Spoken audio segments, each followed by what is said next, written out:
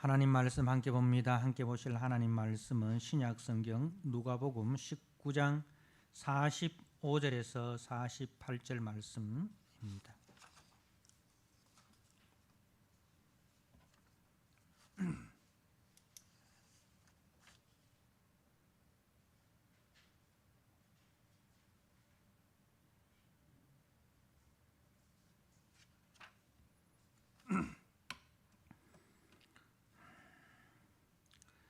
말씀을 봉독드립니다. 누가복음 19장 45절에서 48절입니다. 성전에 들어가사 장사하는 자들을 내쫓으시며 그들에게 이르시되 기록된 바 내 집은 기도하는 집이 되리라 하였거늘 너희는 강도의 소굴을 만들었도다 하시니라. 예수께서 날마다 성전에서 가르치시니 대제사장들과 서기관들과 백성의 지도자들이 그를 죽이려고 꾀하되 백성이 다 그에게 귀를 기울여 들으므로 어찌할 방도를 찾지 못하였더라. 아멘. 네 시간 할렐루야 찬양대가 영상으로 찬양을 드립니다. 우리 성도님들도 찬양 가운데 많은 은혜를 받으시길 바랍니다.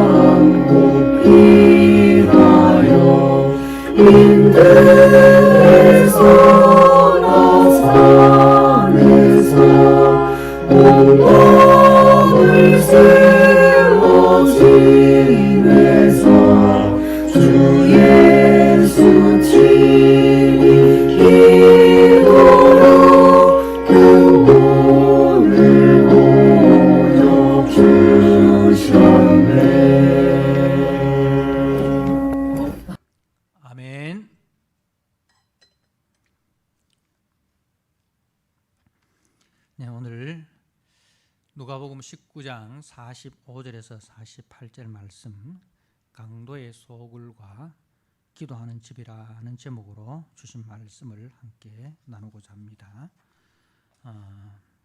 예수님께서 이제 예루살렘 성에 가까이 오시고 그 예루살렘 성을 보시며 우셨습니다. 그것은 평화의 주님으로 구원의 주님으로 오신 그 주님을 영접지 아니하고 그 주님을 끝까지 반역하고 거역하는 자들에게 임할 하나님의 무서운 진노의 심판을 아셨기 때문에 그렇습니다. 그 예수님의 예언의 말씀대로 AD 70년에 예루살렘 성과의 성전은 로마의 티투스 장군에 의해서 돌 위에 돌 하나도 남기지 않고 다 무너짐을 당하였습니다. 이처럼 우리 주님의 그 구원자 되심, 평화의 주님으로 오신 그 주님의 초청을 끝까지 거역하고 끝까지 반역하는 자들에게는 우리 주님 이 땅에 다시 오실 그날에 무서운 진노의 심판이 임한다는 것을 예루살렘 성의 멸망을 통해서 그 예표로서 우리에게 보여주신 것입니다. 지금은 은혜의 날이고 지금은 구원의 날이지만 그러나 이 은혜의 날과 구원의 날은 반드시 이제 다 지나고 역사적인 한 날, 한 순간에 우리 주님께서 예언하신 대로 이 땅에 재림의 주님으로 오실 것이고 그날에 구원받을 자와 심판받을 자, 알곡으로 천국에 들어갈 자와 가라지와 쭉정이로 꺼지지 않는 지옥불에 들어갈 자로 주님은 구분하신다는 말씀을 우리는 분명히 기억해야 할 것입니다. 이제 우리 주님께서 이제 예루살렘 성에 들어오셔서 성전으로 들어가십니다. 거기서 주님은 장사하는 자들을 만나게 됩니다. 바로 이 장사하는 자들을 만난 곳은 이방인의 뜰이라는 곳입니다. 성전에 들어가면 이방인의 뜰이 있고 그 다음에 이제 여인들의 뜰이 있는데 이 이방인의 뜰이라는 곳은 이방인들은 여기까지만 들어갈 수 있다는 것이죠. 여인들의 뜰이라는 것은 여인들은 여기까지만 들어갈 수 있다는 것입니다. 그런데 이 이방인의 뜰에서는 어떤 일들이 벌어지고 있느냐 하면 이제 유월절이나 또 오순절이나 또 수장절을 맞이해서 우리 하나님께서 유대인들은 이제 1년에 3차례 하나님께서 택하신 성전에서 제사를 드릴 것을 명령을 하셨습니다. 그래서 이 3대 절기에는 온 이스라엘에서 전국 각지에서 그리고 더 나아가서 이제 디아스포라 흩어진 유대인들까지 그러니까 전 세계 각국에 흩어져 있던 유대인들도 이 명절을 지키기 위해서 이제 올라옵니다. 그런데 이제 이들이 올라올 때는 예루살렘 성전에서 드릴 하나님 앞에 드릴 제물을 이제 몰고 옵니다. 이제 각자의 형편에 따라서 소를 몰고 오는 사람, 양을 몰고 오는 사람, 염소를 몰고 오는 사람, 심지어 가난한 사람들은 비둘기를 이렇게 데리고 가지고 옵니다. 그런데 먼 길에서 오다 보니까 이것들이 다칠 염려도 있고 상할 염려도 있고 그죠? 병들 염려도 있고 그렇습니다. 그런데 하나님 앞에 드릴 제물은 이렇게 병들거나 다치거나 상한 것들은 흠 있는 것들은 드리지 못합니다. 그래서 이제 저들의 편의를 봐주기 위해서 예루살렘 시장에서 제물에 쓰일 이제 동물들을 팝니다.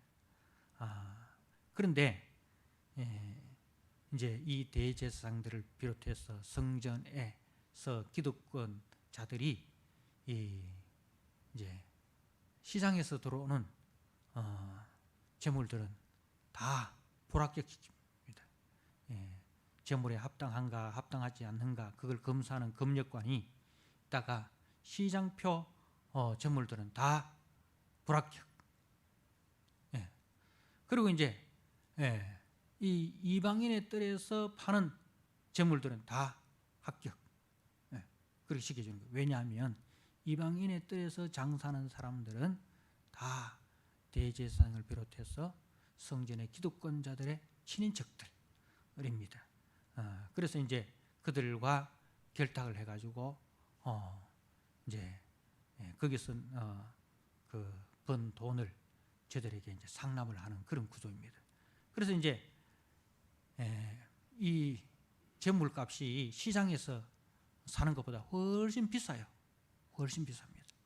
그런데 어쩔 수 없이 비싸더라도 여기서 사는 것만 제물로 드릴 수 있으니까 울며 겨잠그 식으로 이제 성전의 이방인의 뜰에서 파는 제물들을 가지고 이제 예물로 제물로 드리는 것입니다. 그리고 이제 또 예루살렘 성전에서는 그 성전세를 받습니다. 1년에 반세겔씩 하나님께서 1년에 반세겔씩 성전세를 내라. 이것은 부자든 가난하든 똑같이 반세겔 내라. 그렇게 했어요. 그것은 뭐냐면은 이제 우리의 생명을 구속할 그 구속의 값을 말하는 것이죠. 그러니까 하나님께서 우리 생명을 부자든 가난한 자든 종이든 자유인이든 다 동일하게 동등한 가치로 여기시고 또 이것은 우리의 죄를 대속할 그리스도에 대한 그 예표입니다. 우리를 죄에서 구속하기 위하여 하나님께서 예비하신 그 그리스도가 오셔서 우리를 죄에서 구원하여 하나님의 거룩한 백성으로 구속할 것이다 하는 것에 대한 그 예표입니다. 그래서 이제 성전세를 내는데 반세겔씩 내는 거예요. 그러니까 이 돈은 이제 이스라엘 이제 화폐죠. 이스라엘에서 사용하는 화폐인데, 근데 그때는 이 로마가 세계를 지배하고 있었기 때문에 생활 속에서는 다 로마의 황제 얼굴이 들어있는 로마의 화폐를 사용을 하는 거예요. 그래서 이제 그 로마에서 사용하는 화폐는 성전세로 못 내잖아요. 그래서 그걸 이제 환전을 합니다. 환전을 하는데 여기도 또 이제 부정부패가 있는 거예요. 환전을 하는데 이제 어쩔 수 없이 환전을 해야 되잖아요. 성전세를 내기 위해서. 근데 여기도 엄청난 폭리를 취하는 겁니다. 근데 거기는 전부 다 이 성전의 대제사장과 제사장과 레위인들과 이 종교 지도자들이 다 여기에 관여가 되어 있다 이 말입니다. 그래서 주님께서 장사하는 자들을 내쫓으십니다. 그러시면서 주님께서 내 집은 기록된 바 내 집은 기도하는 집이라 되리라 하였거늘 너희는 강도의 소굴을 만들었도다. 그렇게 이야기합니다. 강도의 소굴. 그러니까 이 하나님의 성전이 전부 다 이렇게 탐욕의 소굴, 저 종교 지도자들의 그 기득권을 이제 유지하기 위해서 그야말로 도둑놈 소굴이 되었다 이 말입니다. 하나님 앞에 정결하게 드려야 할 그 재물을 이제 이용해서 자기들의 배를 채우고 자기들의 탐욕을 채우는 수단과 도구로 지금 사용을 하고 있다는 것입니다. 자, 그리고 이제 오늘 본문에 나오는 너희는 강도의 소굴을 만들었다라는 이 말씀은, 이 강도의 소굴이라는 말은 레위기 7장에 이제 예레미야 선지자가 했던 말입니다. 예레미야 선지자는 우리가 아시다시피 남쪽 유다가 멸망할 당시 그 남쪽 유다를 향해서 하나님의 말씀을 전했던 눈물의 선지자 아닙니까? 그죠? 그야말로 눈물을 흘리며 자기 백성들에게 하나님의 말씀을 전하고 하나님께로 회개하고 돌아오라. 하나님의 징계의 막대기인 바빌론에 항복해라. 애굽을 의지하지 말고 하나님의 그 징계를 순수히 받아들여라. 는 이제 그 회개의 메시지를 전했는데 백성들은 이 예레미야가 바벨론의 첩자다. 바벨론에게 항복하라고 하니까 그렇게 이제 예레미야를 감옥에 가두기도 하고, 그죠? 웅덩이에 던져 넣기도 하고 그렇게 했습니다. 자, 이때 이제 이 예레미야 선지자가 하나님의 말씀을 전합니다. 예레미야 7장 1절에 여호와께로부터 예레미야에게 말씀이 임하니라. 이르시되 너는 여호와의 집 문에 서서 이 말을 선포하여 이르기를 여호와께 예배하러 이 문으로 들어가는 유다 사람들아, 여호와의 말씀을 들으라. 그러니까 여호와의 집 문, 성전 문에 서서 예레미야가 하나님의 말씀을 선포합니다. 여호와께 예배하러 오는 그 예배자들을 향해서 하는 예레미야의 선포가 3절에 만군의 여호와 이스라엘의 하나님께서 이와 같이 말씀하시되 너희 길과 행위를 바르게 하라. 너희 길과 행위를 바르게 하라. 그러니까 너희 길 똑바로 가라. 길을 똑바로 걸어가라. 그 말입니다. 너희들의 발걸음, 너희들이 길을 똑바로 걸어가라. 죄악의 길이 아니라 의의 길, 죄악의 발걸음이 아니라 의의 발걸음. 그리고 행위, 불의와 불법을 행하는 자가 아니라 의를 행하는 그런 자가 되라. 그리하면 내가 너희로 이곳에 살게 하리라. 그러면 하나님께서 이제 너희들을 구원하여 그 바벨론으로부터, 애굽으로부터 구원해서 이제 이 예루살렘 성에 살게 해주겠다는 겁니다. 그러니까 지금 예루살렘 성전에 예배하러 오는 자들의 삶이 하나님 보시기에는 그 길과 행위가 바르다는 거예요, 바르지 않다는 거예요? 바르지 않다는 거예요. 바르지 않을 뿐만 아니라 그것을 회개하고 바른 길, 바른 행위로 살아야 되겠다라는 그 다짐도 없다는 거예요. 오히려 지금 자기들이 이 죄의 길을 걸어가면서 불법을 행하면서 그것이 의의 길이고 의의 행위라고 착각을 하고 있다 이 말입니다. 자, 4절에 너희는 이것이 여호와의 성전이라 여호와의 성전이라 여호와의 성전이라 하는 거짓말을 믿지 마라. 지금 여호와의 성전이라 이 말 누가 하고 있습니까? 제사장들이 하고 있다는 말입니다. 제사장들이 뭘 근거로? 앞에 이제 우리가 열왕기상 그 9장에 보면 19장에 보면 이제 어떤 이야기가 나오느냐면 열왕기하 19장에 보면 이런 이야기가 나옵니다. 그 히스기야 왕 때 그 아수르 왕이 쳐들어왔습니다. 대군을 이끌고 이제 예루살렘 성을 포위를 하고, 그리고 히스기야 왕에게 편지를 보내는데 그 편지에는 하나님을 모독하고 이스라엘을 모독하는 그 편지를 보낸 거예요. 근데 그때 히스기야가 그 편지를 들고 예루살렘 성전에 들어가서 그 편지를 펴놓고 하나님 앞에 기도합니다. 하나님 앞에 회개하고 하나님께 도움을 구하는 그 기도를 합니다.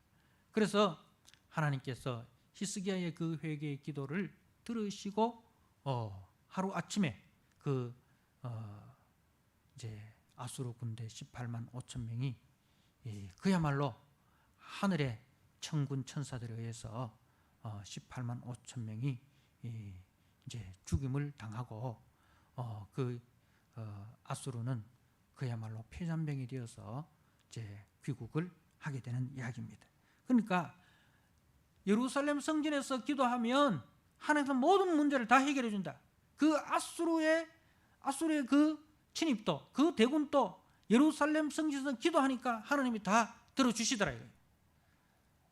그러니 너희들도 이 예루살렘 성전에 와서 기도하면 하나님 다 들어준다 이거예요. 그만큼 예루살렘 성전이 영험하다. 영험하다. 그 이야기를 하는 거예요. 자, 그런데 주님은 뭐라고 이야기합니까? 그건 거짓말이다. 그건 거짓말이다.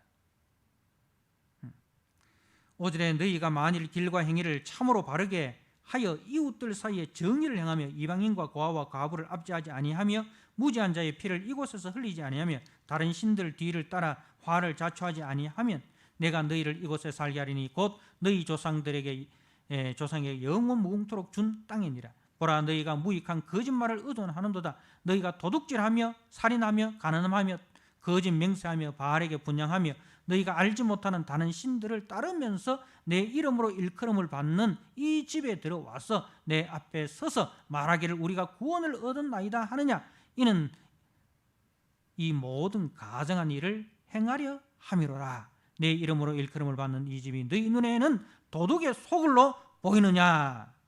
보라, 나 곧 내가 그것을 보았노라. 여호와의 말씀이니라. 자, 이 예레미야 당시에 이 예루살렘 사람들이 말입니다. 그 생활이 어떻습니까? 그 생활이 도둑질하며 살인하며 간음하며 거짓 맹세하며 바알에게 분향하며 알지 못하는 다른 신을 따르면서, 그리고 그 앞에 이웃들 이방인과 고아와 과부를 압제하고 무지한 자의 피를 흘리게 하고 온갖 나쁜 짓은 다 하면서 성전에 와서 제사를 드리고, 그리고 제사를 드리고 나면 제사장이 뭘 이야기하냐면 죄 용서함을 선포하고 구원의 확신을 심어주는 거예요. 제사를 통해서 우리의 죄가 다 사함을 받고 우리가 구원을 받았다. 그렇게 이제 이야기하는 거예요. 그걸 가지고 우리 주님은 뭐라고 이야기한다고요?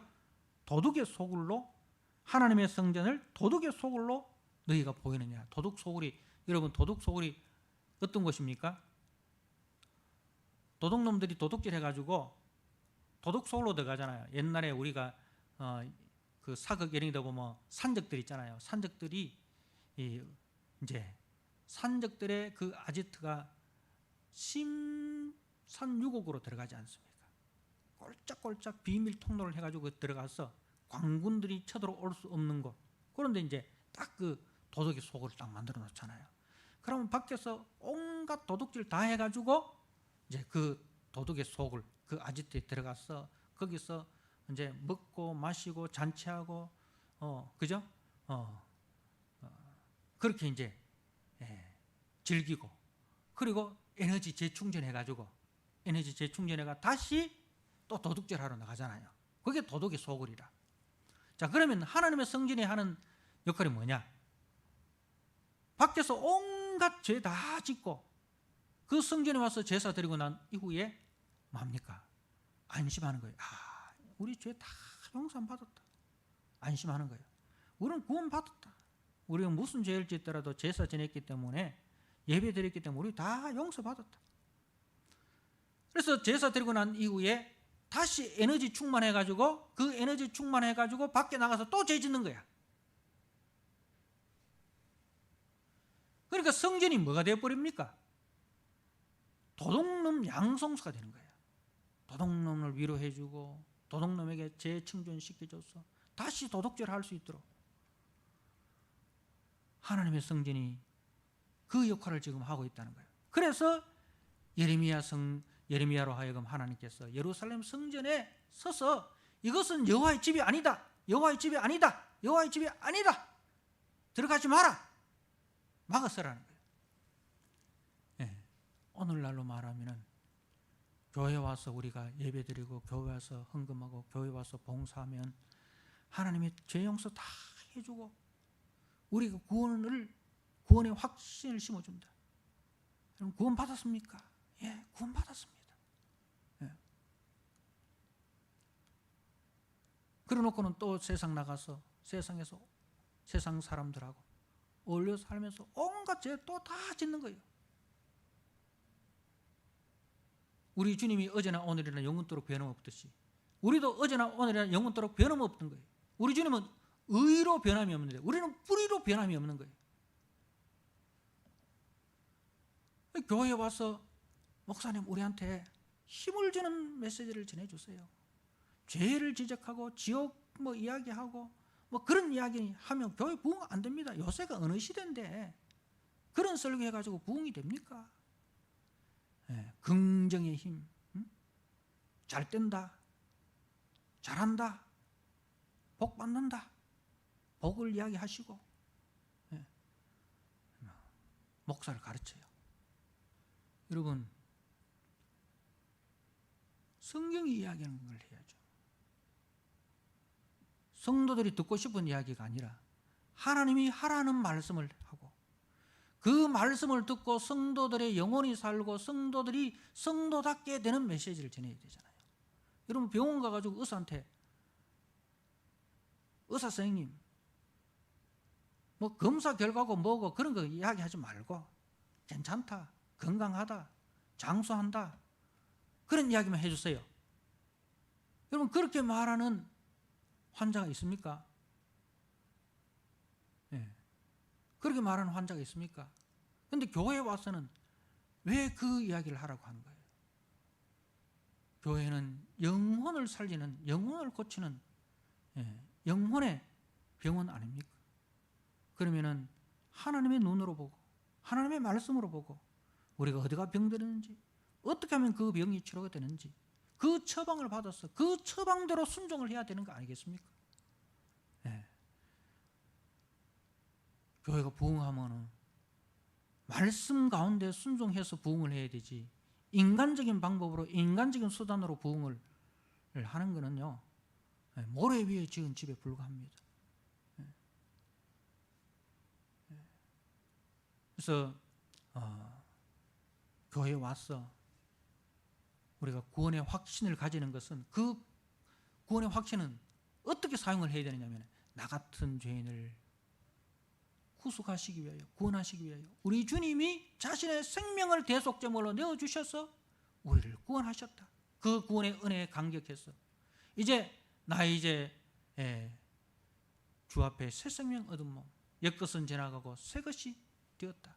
이제는 새 사람으로서 새 일을 행하는 사람으로 하나님의 손에 잡힌 의의 병기로 하나님의 뜻을 위해서 마음을 다하고 힘을 다하고 뜻을 다하고 목숨을 다해서 하나님 앞에 충성하고 그래서 하나님의 영광을 나타내고 그래서 이웃에게 선한 영향력을 나타내어서 하나님의 선하심을 나를 통해서 드러내는 그 일에 있어서 우리가 구원의 확신을 가져야 돼요. 그 일을 하기 위해서 구원받은 자로서의 사명 그 일을 위해서 우리가 구원의 확신을 가져야 되지 구원받았기 때문에 이제는 더 이상 구원에서 떨어질 일이 없다. 지옥 백성 될 일 없다. 이렇게 죄지라고 구원의 확신을 주는 게 아니지 않습니까?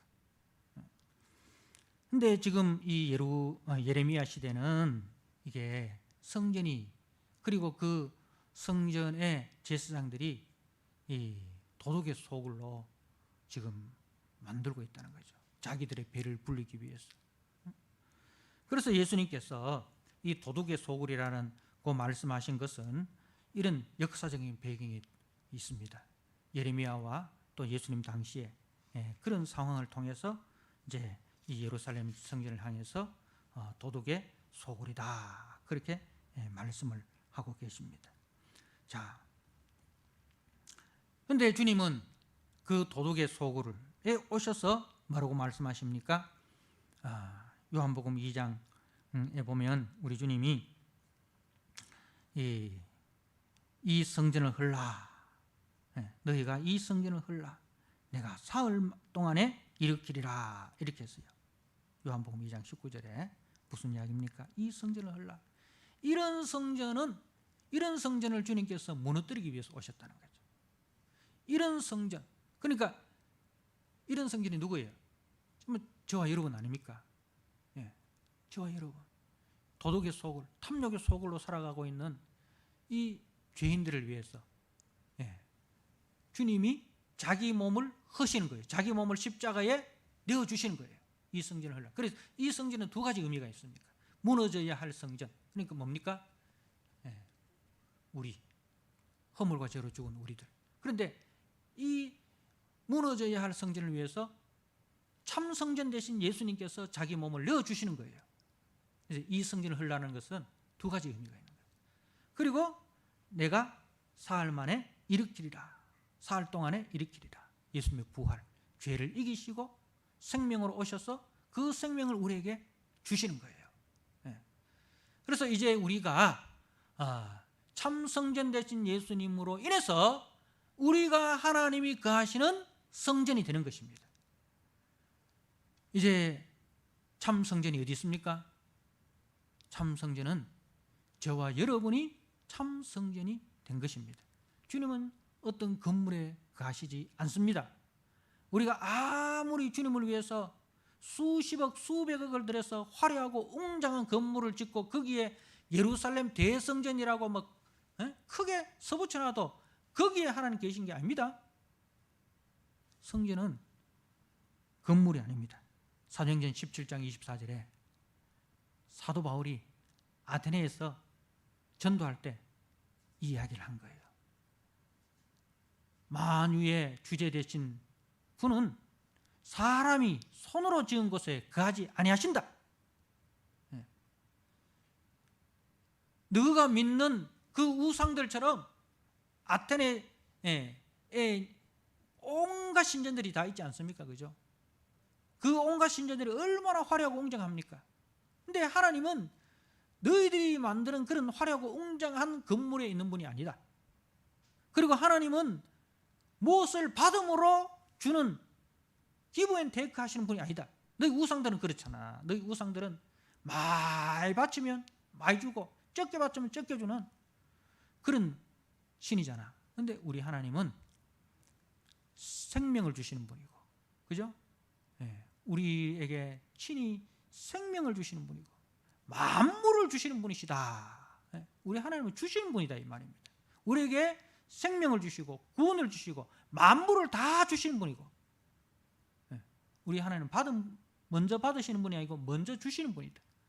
그래서 우리가 받은 것에 대해서 이거 다 주님이 주신 은혜구나, 주님이 주신 선물이구나, 주님의 것이구나 는 것을 기억하고 감사해서 우리가 바치는 거예요. 뭘 더 바래서 바치는, 그거는 우상들이 원하는 거고, 하나님은 우리에게 있는 것, 너희가 가지고 있는 것, 그 주님이 주신 것 아닌 것 어디 있느냐, 다 주님이 주신 거예요. 내 생명도 주님이 주셨고, 우리 가정도 주님이 주신 것이고, 자녀도 주님이 주신 것이고, 그죠? 다 주님이 주신 것입니다. 나는 빈손으로 왔는데 지금까지 주님이 은혜로 나를 먹이시고 입히시고 살려주셨습니다. 주님이 나에게 구원을 주셨습니다. 그래서 주신 것에 대한 감사로 우리가 드리는 것이, 그게 이제 예배고, 그 물질이 우리는 그것을 헌금이라 하고 그 몸을 가지고 헌신이라 합니다. 그게 신앙생활이에요. 그래서 기도하는 집이라는 것은 뭐예요? 기도하는 집은 하나님과 교제하는 거예요.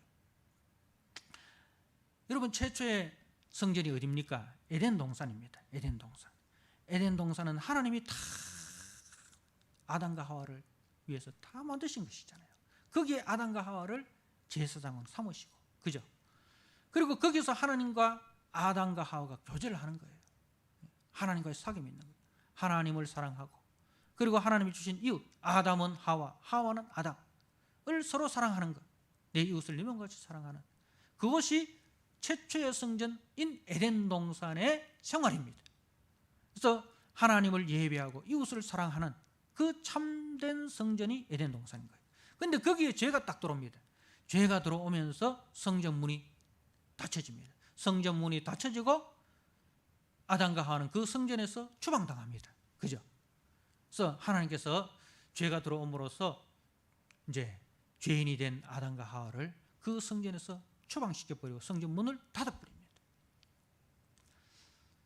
자, 죄가 들어온 아담과 하와에는, 아담과 하와가 살아가야 할 그 땅은 뭐가 돋아납니까? 가시와 엉겅퀴가 돋아납니다. 그 말은 뭡니까? 내 마음에도, 여러분의 마음에도 가시와 엉겅퀴가 있는 거예요. 죄의 가시, 죄의 엉겅퀴, 그것이 나를 찌르기도 하고 남을 찌르기도 하고, 그 가시에 내가 찔리기도 하고 그 가시로 남을 찌르기도 하고, 그 엉겅퀴가 나에게 붙기도 하고 남에게 붙기도 하고 그런 거예요. 그런데 하나님께서는 그런 우리들을 위해서 불쌍히 계셔서 참 성전 되신 예수님을 보내주셨습니다.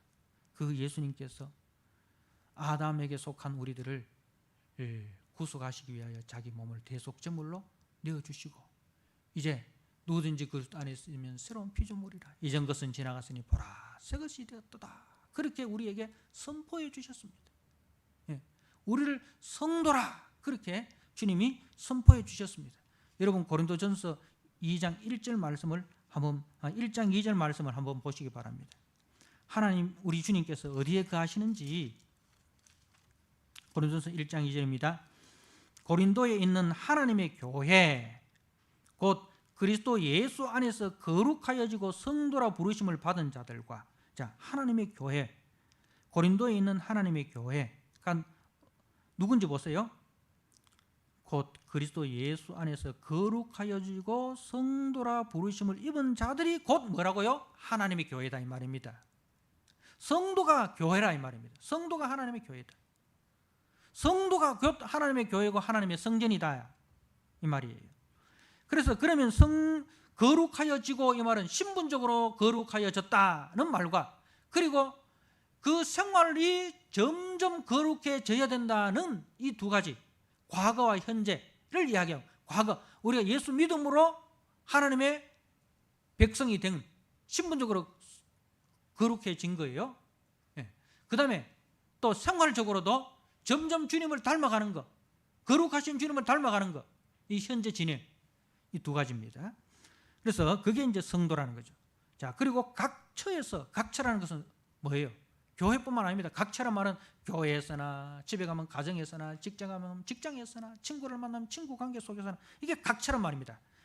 각처에서 우리 주 각처에서 각처의 주인이 누구라고요? 주님, 우리 주님.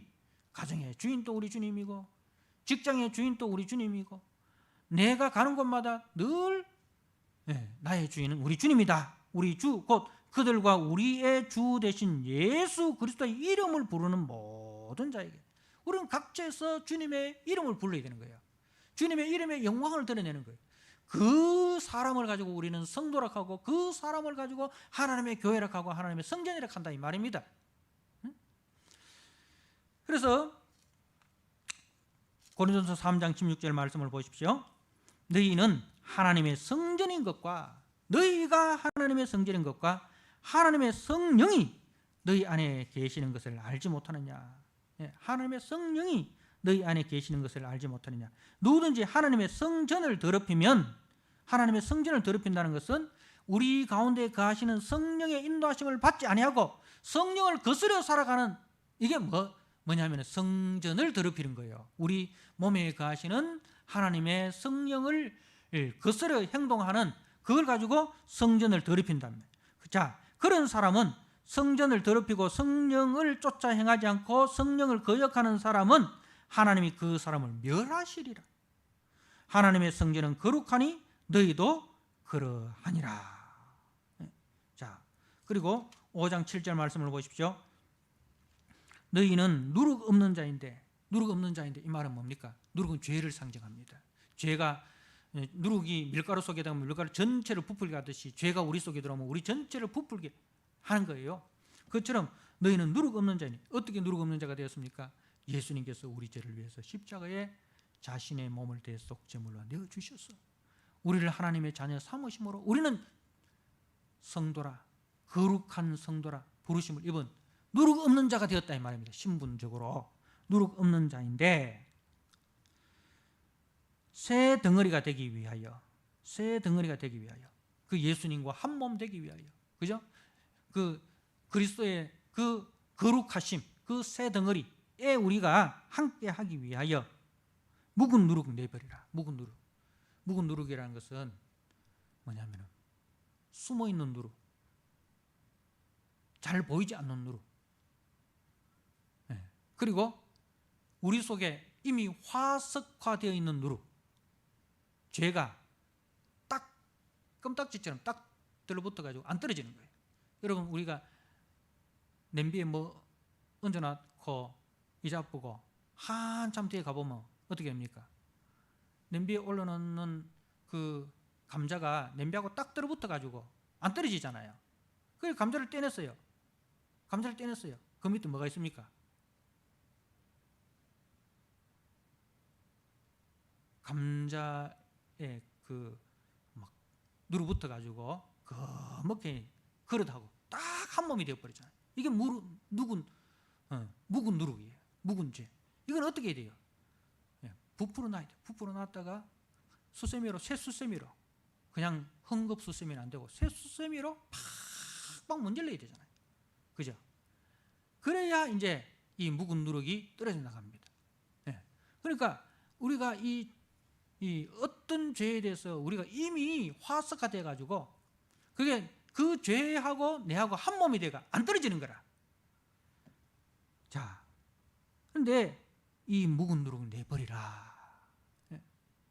그 묵은 누룩을 내버려야 뭐가 됩니까? 하나님과 소통, 기도가 돼. 그 죄를 그냥 회개치 않고 그 죄가 있는 가운데서 하나님과의 소통, 기도가 안 돼. 기도한다고 해도 그거는 일방적으로 우리가 하나님 앞에 그냥 막 이야기하는 것이지, 하나님은 그 기도에 대해서 귀를 막고 계세요. 우리 기도를 막고 계세요. 그 묵은 누룩을 우리가 깨끗하게 지울 때 주님께서 너는 내게 부르짖으라. 내가 내게 응답하겠고 네가 알지 못하는 크고 비밀한 일을 내게 보이리라. 아무것도 염려하지 말고 오직 모든 일에 기도와 간구로 너희 구할 것을 감사함으로 하나님께 아뢰라. 이래 나오는 거예요. 우리 죄 회개를 하지 않고 기도 백날 천날 해도 하나님 안 듣는다 이거예요. 왜? 하나님과 우리의 그 관계가 막혀있고 그 교제의 통로가 막혀있는데 여러분 막혀있는데 암만 물을 넣어보세요. 하수구 막혀있는데 물 갖다 보면은 하수구가 계속 역류하지. 뚫어야 되잖아요. 하나님과 우리의 관계를 뚫어야 돼요. 그 뚫는 건 뭡니까? 죄를 해결하는 거. 죄를 회개하고 우리의 행위를 바르게 하는 거. 자, 그래서 그게 이제 여러분 한번 보십시오. 갈라디아서 5장 말씀을 보십시오.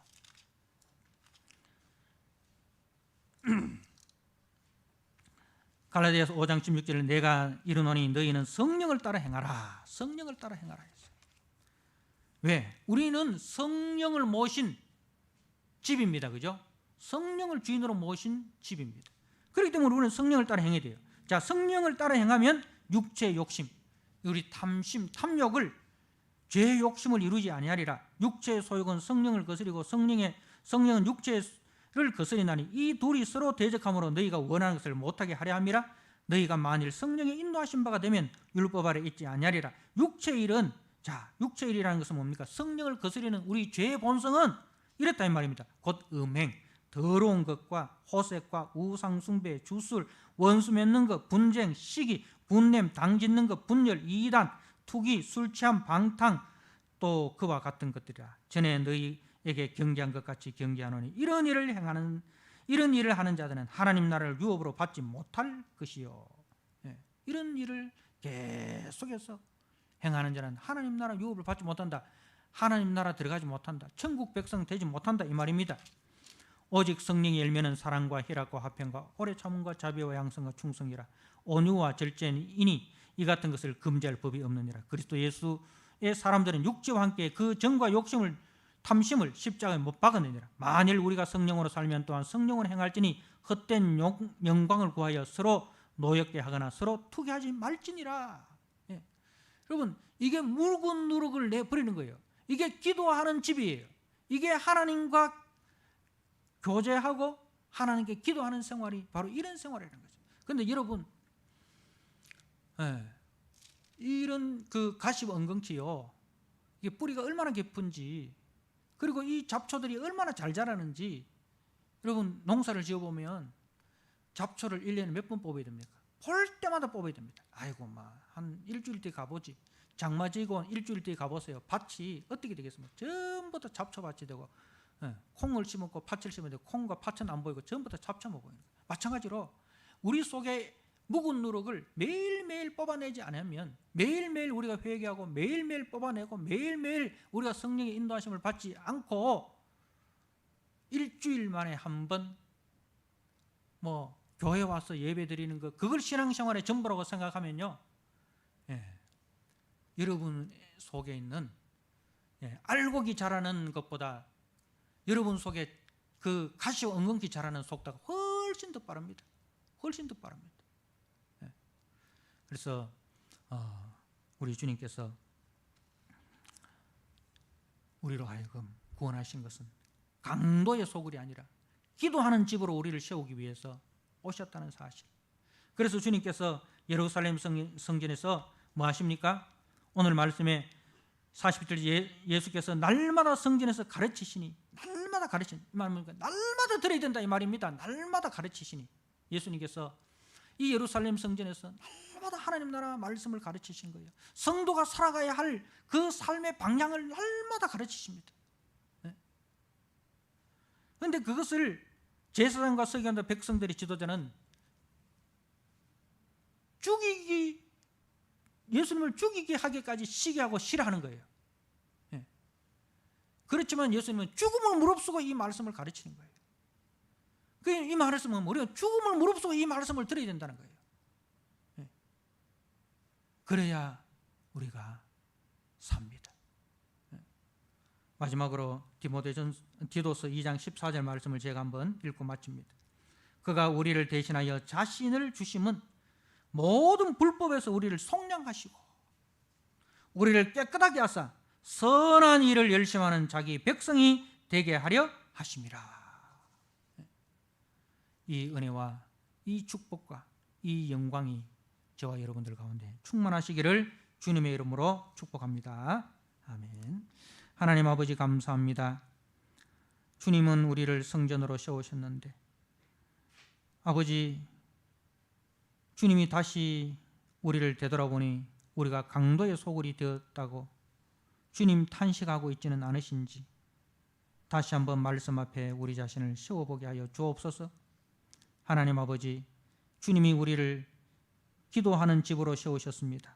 날마다 하나님과 교제하고 하나님의 말씀을 듣고 그 말씀에 순복하여 하나님이 주인되고 하나님이 통치하는 복된 성도의 모습, 복된 성도의 열매 맺는 우리 모든 자녀들 다 되게 하여 주옵소서. 예수님께 하신 이름으로 감사하며 기도드리옵나이다. 아멘.